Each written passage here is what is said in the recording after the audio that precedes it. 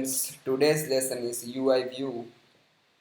Add UIView in our project in view control file. So let's start to create some variable let view red and UIView and adding frame as serial.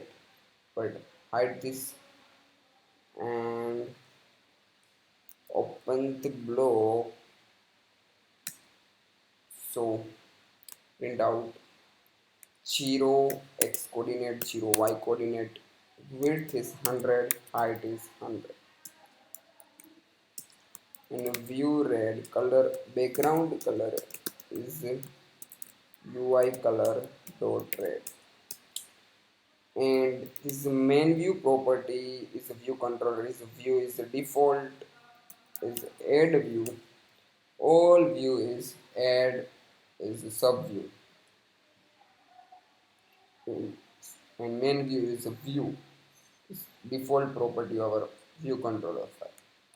So view red is added and run our program and check to added this red view, but red view is center, so replace center point to red dot center. So view red, sorry, view is a main view dot center. So our view is the center point to move.